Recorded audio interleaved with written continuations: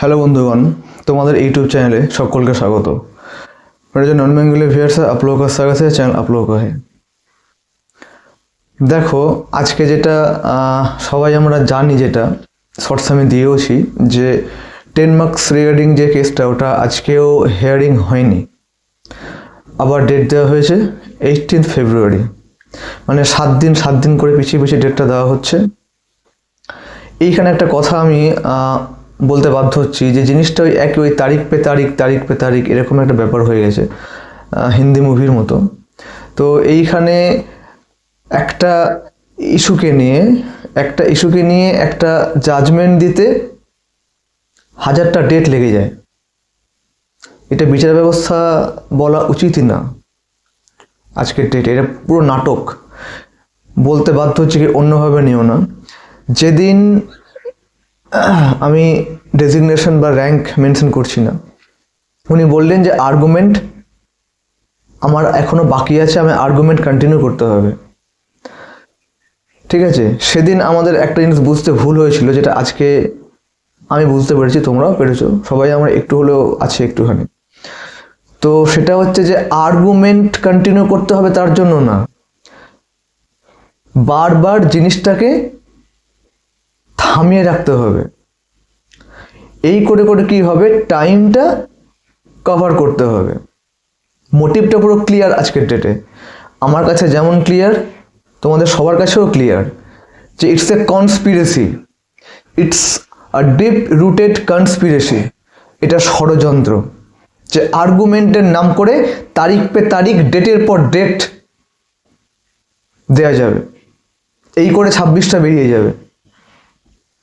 আর্গুমেন্টের নাম করে ডেটের পর ডেট দিতে হবে, তারপরে কি হবে, মানুষ আস্তে আস্তে এটাকে তখন আর মানে মানুষ ভুলে যাবে আর কি, আগুনটা নিভে যাবে, আন্দোলন এত কিছু হবে না। এইটা মেন মোটিভ হচ্ছে যে যারা অ্যাক্টিভ আছে, যে সমস্ত যোগ্য, তাদেরকে কি করো, স্লো পয়জনের ঠিক স্লো পয়জনের মতো ওদেরকে ডিস্ট্রাক্টেড করে দাও, যাতে পরে এটা নিয়ে কোনো রকম আগুন না জ্বলে। এটা মোটিভ, যে 10 নম্বরের কেসটাকে বারবার ডেট দেওয়া মানে প্যানেলটা বেরিয়ে যাক, কাউন্সেলিং হোক।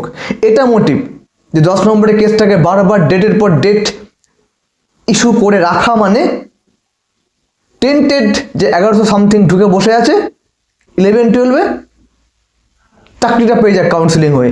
এটা মোটিভ, যে 10 মার্কসের জন্য, ঠিক আছে, 10 মার্কসটাকে বাতিল যদি হয়ে যায় বা যদি সুপ্রিম কোর্টে গিয়েও কাজ না হয়, ঠিক আছে, তাহলে এখানে টেন্টেডগুলো বাদ চলে যাবে, বাদ দেওয়া যাবে না। এটা মোটিভ।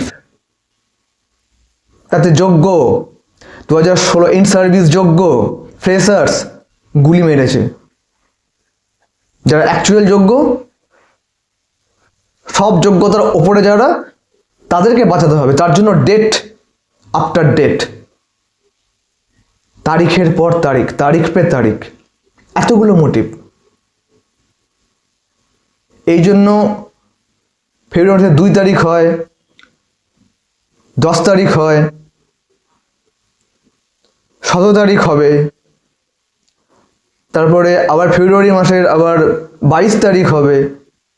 এই করে প্যানেল বেরোনো আছে, কাউন্সেলিংটি হয়ে যাবে, ব্যাস বিন্দাস। এই হচ্ছে মোটিভ দুজনের।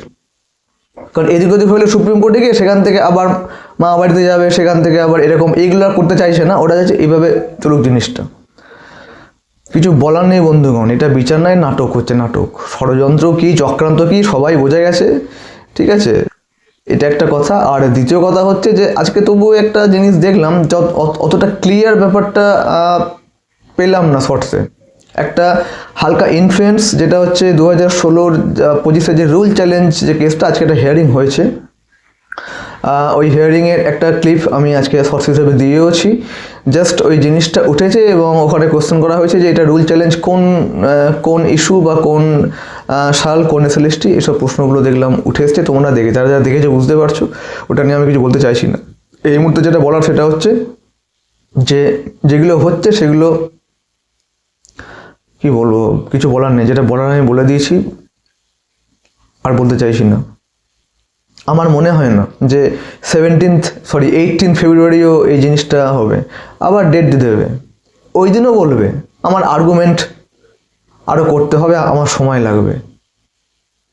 দারুণ, মানে নাটক দারুণ, একদম জমে ক্ষীর নাটক, একদম জমে ক্ষীর হয়ে গেছে বন্ধুগণ, বলে লাভ নেই। দারুণ নাটক চলছে, হাজার হাজার বেকার ছেলেদের ভবিষ্যৎ নিয়ে হেভি নাটক চলছে, একদম ট্রিমেন্ডাস ড্রামা। এইভাবে ফেব্রুয়ারি যাবে এবং ওরা জানাতন উপকরণ ওই 9-10 যে টেন্টেডগুলো ঢুকে বসে আছে ভেরিফিকেশন লিস্টে, ঠিক আছে, মানে 11-12 কাউন্সিলিং হয়ে যাওয়ার পরে 9-10 ভেরিফিকেশন লিস্টে ওইভাবে ইন্টারভিউটা নেবে ওরা। এইভাবে কেন নেবে? কারণ হচ্ছে 10 মার্কস ততদিন পর্যন্ত মিলিয়ে নিও, 10 মার্কসের কেসটা ততদিন পর্যন্তই ঝুলিয়ে রাখবে যতদিন পর্যন্ত 9-10 জিনিসটা নিপটে যাচ্ছে। তারপরে তো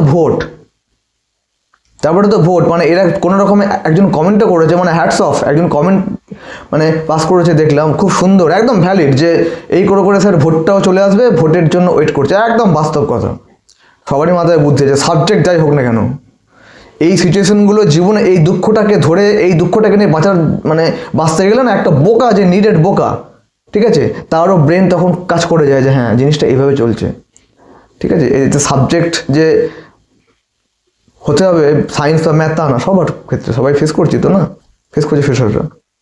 এই করতে করতে যাবে, জিনিসটা পুরো ঘোট পাকিয়ে ছেড়ে দেবে। তারপরে এইভাবে যখন চলবে, যখন দেখবে না আর কিছু হচ্ছে না, তখন আবার কি হবে, 31 August again it will be extended, মানে এই 31 আগস্ট পারবে না, তখন আবার কি হবে, যারা ইন সার্ভিস তারা কি হবে, এক্সটেনশন পিরিয়ডে আবার চলে আসবে, তারা আবার ফার্দার ডেট চাইবে সুপ্রিম কোর্টের কাছে। সুপ্রিম কোর্ট বসে আছে গ্রান্ট করার জন্য, আবার 6 মাস লিখে দেবে।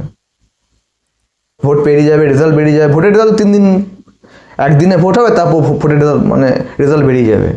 ওটা ভাইটাল, ভোটের রেজাল্টটা ভাইটাল, ঠিক আছে। আর কি বলবো, দেখে লাভ নেই, আর এই কথাটা বলবো না যে দেখা যাক, এটা আর বলবো না। যেটা বলছি বা যেটা আজকে বলছি সেটা হচ্ছে এই যে দলদলটা হয়ে গেছে না, এই যে দলদল হয়ে গেছে, এই যে মানে একদম চোরাওয়ালি, এই যে যারা মানে পরীক্ষা দিয়ে যে মানে অভিশপ্ত, এটা অভিশপ্ত একটা পরীক্ষা। মনকে এটা বলে সান্ত্বনা দাও, এই মুহূর্তে যে পরীক্ষা দাওনি তোমরা কেউ, খুব প্র্যাকটিক্যাল বলছি, আমি বলতে বাধ্য হচ্ছি, কোনো নেগেটিভ কথা বলছি না, আমি ইন্সপায়ারই করছি, আমি মোটিভেশনটাই দিচ্ছি যে ভেবে নাও যে এই 25 এসএলএসটি কেউ দাওনি, এটাই ভেবে নাও, এবং সামনে ফোকাস করো পিএসসি এবং মাদ্রাসা আপারটেড, এইগুলো আপারটেড এসএলএসটি বলবো না, মাদ্রাসার আপারটেড ভ্যাকেন্সি একটু বেশি আছে, মেবি, আই থিঙ্ক, স্লটটা আমি ভুলে গেছি, মানে লিস্ট কী আছে, তবে মেবি বেশি। তো ওই মাদ্রাসা আর পিএসসি এগুলো ফোকাস করো, এবং তার জন্য আমি খুব শীঘ্র ব্যাচ ওপেন করতে চলেছি, আমি ভিডিওতে বলে দেবো ডিটেলস, একটা ভিডিও আমি আনছি, এটুকুনি বলতে পারি। আর আমার ডেসক্রিপশন বক্সে আমি আমার টেলিগ্রাম গ্রুপ লিঙ্ক এবং হোয়াটসঅ্যাপ চ্যানেল লিঙ্ক দিয়ে রাখছি, ওখানে অ্যাডেড হয়ে যায়, আমি ওখানে ডকুমেন্টারি প্রুফগুলো দিয়ে থাকি, কোনো আপডেটস যা কিছু পাই সেগুলো, এটুকুনি বলার ছিল। চলো, থ্যাংক ইউ।